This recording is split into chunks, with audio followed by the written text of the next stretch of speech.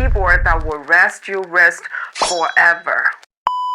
Hi everyone, here's Vivian, hands on, eyes down, and today we are going to review another Alice layout keyboard, and that's a whole different level for the cases.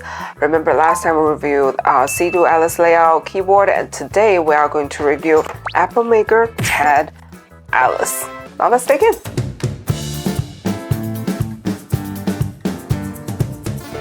Okay guys, let's do a quick open box for the keyboard. So a keyboard case, a menu, and a switch puller and keycap puller, Type-C cable, two of the extra switches, and for this time they've had screwdrivers and those L-shaped drivers to customize your keyboard if you needed to change something inside of it.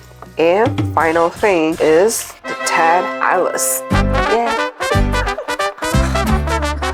Okay guys, so I've put everything on the side, and let's take a look at the keyboard itself. So Tide Alice is an Alice layout, so which means split in two of the sections and along with your hands position. So whatever you're typing it, as long as you want, you don't get as tired as a normal keyboard, which I mentioned in my last video.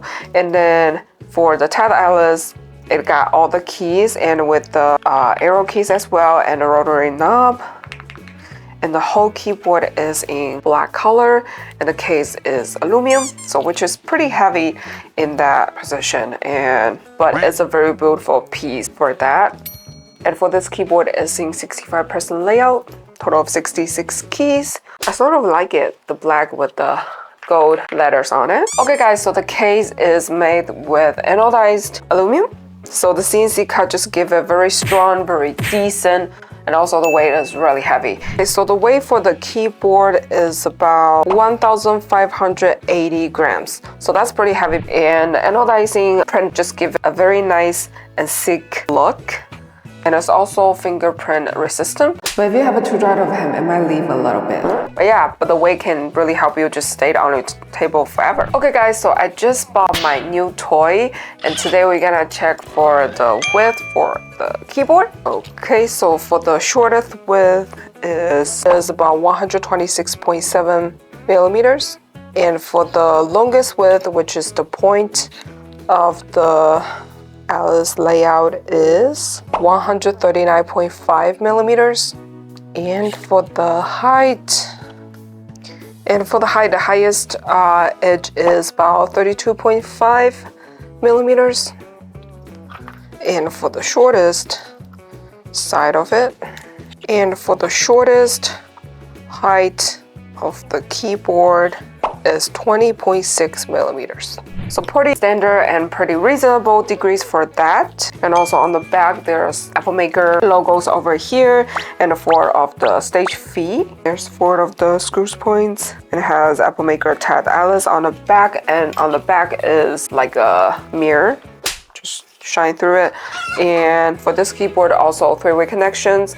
There's 2.4 dongles right here and Type-C cables connections. So very clean look keyboard. Okay guys, so the best way to check the material for the keyboard is to open up. So let's open up the keyboard right now.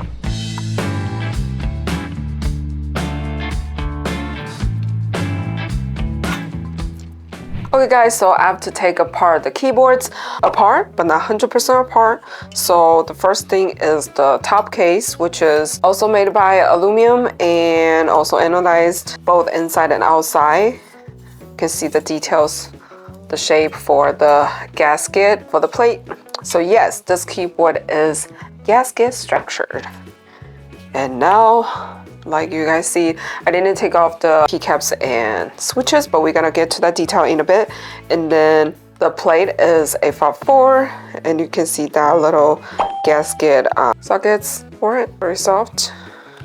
And the bottom case is also made with aluminum for sure, also both anodized case. Very well done for the anodizing, because I did not see any of the parts that's not been painted on, which is very well painted. And this time we're gonna go from bottom to the top. So this is the bottom case of the keyboard. It's also made with anodized aluminum, pretty heavy as well. and also anodized very well. Couldn't see any of the space that's not been anodized. and we can see here that the battery is 4000 milliamp, so pretty big for that. And this is the switch from like on and off for the keyboards. It's attached to the PCB. We're not gonna touch to it. I don't want to break the keyboard. And we got a little magnet to hold on the 2.4 dongles, which is a very sweet spot for the keyboard. Okay, so let's go to one layer up, which is we're going to a filling foam. So they have both sides. One side is the PET film, which is detached with the bottom case, and another side is the PET insulation foam. And for this side, it's more like a very soft foam that just detached the film with it, and then the film itself is kind of sticky, so it's sticky together with the two of the materials. A little tips, if you feel like your keyboard sounds hollow, adding a sound pad or XP will really improve the sound of your keyboard, and that's the first step to DIY your keyboards. And another layer is the PCB, and on that point we have to take off the switch and the keycaps to be able to see the whole PCB just by itself and the film inside of it. So just give me one moment.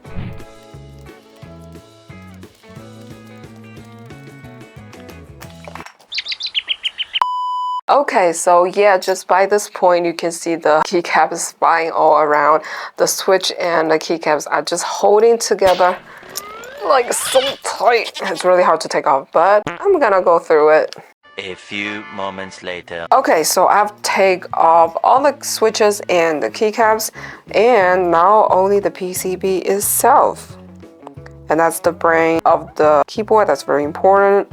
And you can see that is 5-pin swappable, south-facing RGB, and we got this little Epomaker logo right here. And that's how the bottom looks like. Okay, and the layer top of it is the film. That's the film attached to the PCB. And then on the top of that, that's the switch sheet. And you can see the grease from the stabilizers. And a layer top of that is another film to slice between the plates and the switch sheet. It's pretty thick layers for the film. And then the F54 plate, and it's pretty hard. It's harder than the PC plate. It's also pretty thick, and all the gasket sockets attached to the plates. And let me check if the stabilizers is factory looped, and you can see all the grease on the bottom of the stabilizers. So it's very well looped in that case. Okay guys, so for this keyboard is filling with all the foams to keep the sound. And now it's time to check the sound test.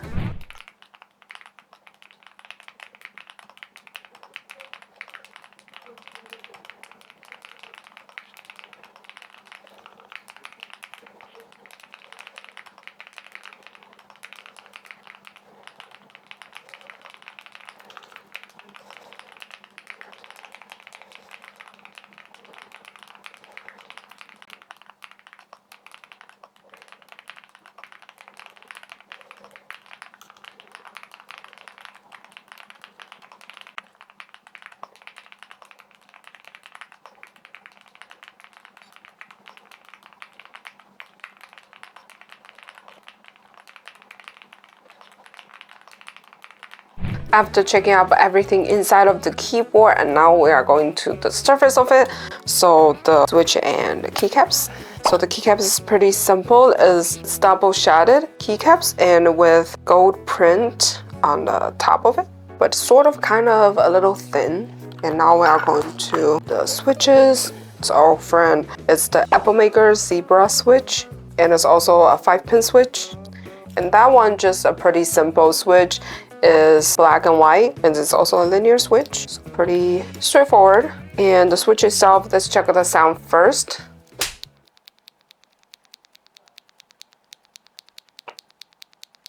So the accuracy force for the switch is 40, and the bottom force is about 45, so it's not very heavy, very standard linear switch.